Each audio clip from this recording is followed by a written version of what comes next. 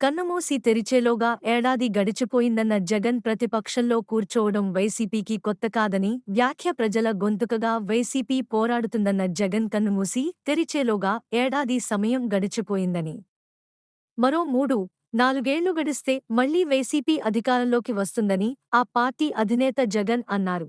ప్రతిపక్షంలో కూర్చోవడం వైసీపీకి కొత్త కాదని, గతంలో 10 ఏళ్లు ప్రతిపక్షంలో ఉన్నామని తెలిపారు.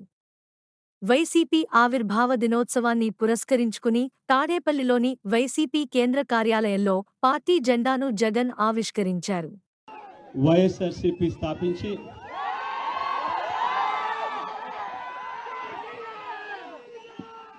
15 సంవత్సరాలు దాదాపుగా ఈ రోజుతో మొదలవుతా ఉంది. ఈ 15 సంవత్సరాల ఈ వైఎస్ఆర్సీపీ ప్రయాణంలో మొట్టమొదటి రోజు నుంచి ఈ పార్టీ పుట్టింది కష్టాల్లో నుంచే పుట్టింది. ప్రజల కష్టాలను వైఎస్ఆర్సీపీ పార్టీ తమ కష్టాలుగా భావించి ప్రజల తరపున వాయిస్ ఆఫ్ ది వాయిస్లెస్ కింద ప్రతి అడుగులోనూ పోరాటం చేస్తూనే వస్తూ ఉంది వైఎస్ఆర్సీపీ. ఈరోజు ప్రతిపక్షంలో మనం కూర్చోవడం కొత్త కాదు. ఈ 15 ఏళ్ల మన ప్రయాణంలో 10 సంవత్సరాలు మనం ప్రతిపక్షంలోనే ఉన్నాం. దీటైన సమాధానం అధికారంలో ఉన్న వాళ్ళకు ఎప్పుడు ఇస్తూనే వచ్చాం. కళ్ళు మూసుకొని కళ్ళు తెరిచేసరికి సంవత్సరం అయిపోయింది. ఇప్పటికే మరో 3 సంవత్సరాలు 4 సంవత్సరాలలో మళ్ళీ ఈసారి వచ్చేది మళ్ళీ వైఎస్ఆర్సీపీ పార్టీనే.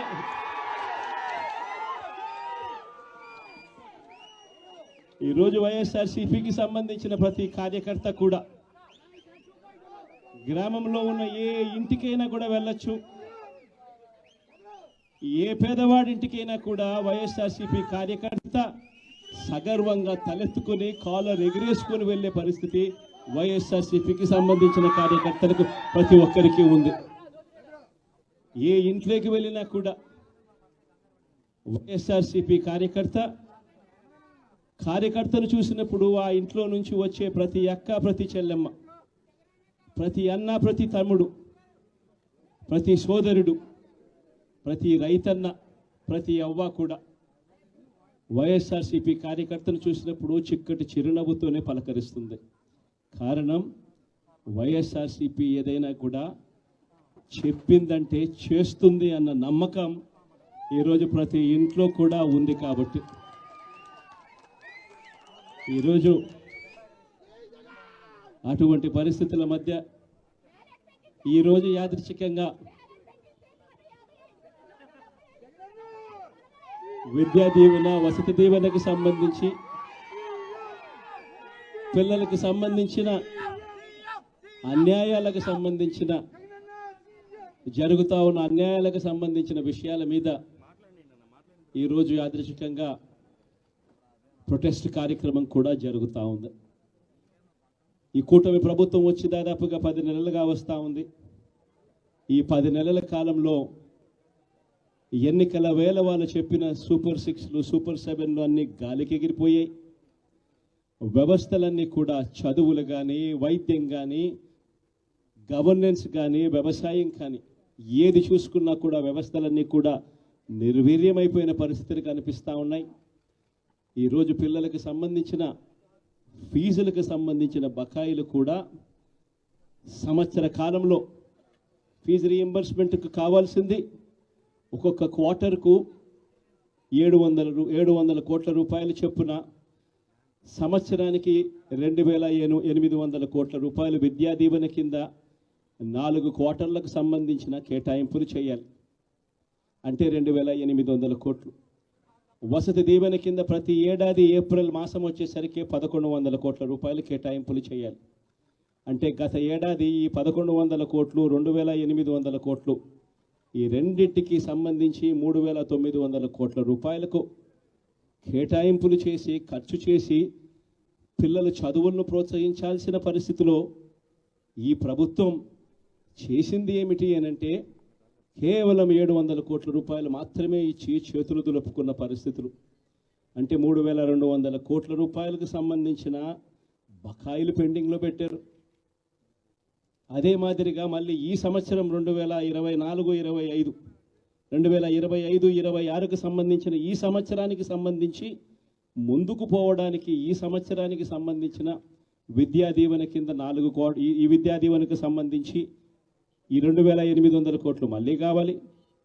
1,100 కోట్లు వసతి దీవెన కింద కావాలి. ఇవన్నీ కూడా కలిపితే మరో 3,900 కోట్లు.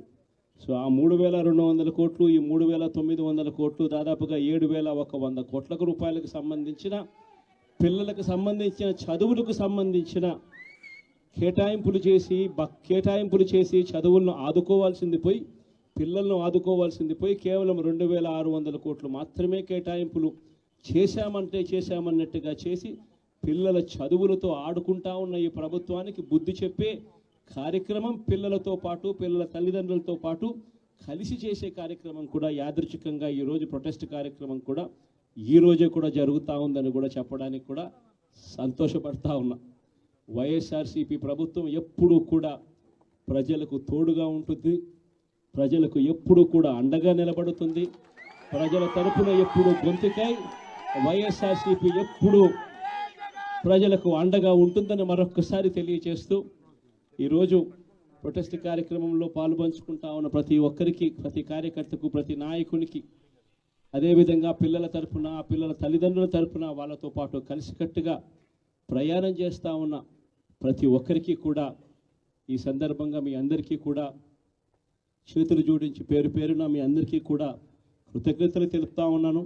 వైఎస్ఆర్సీపీకి సంబంధించిన 15 సంవత్సరం లేక అడుగు పెడతా ఉన్న ఈ సందర్భంలో వైఎస్ఆర్సీపీకి సంబంధించిన ప్రతి నాయకుడికి, కార్యకర్తకు ఈ సందర్భంగా కంగ్రాచులేషన్స్ కూడా మరొకసారి కూడా తెలియజేస్తాను.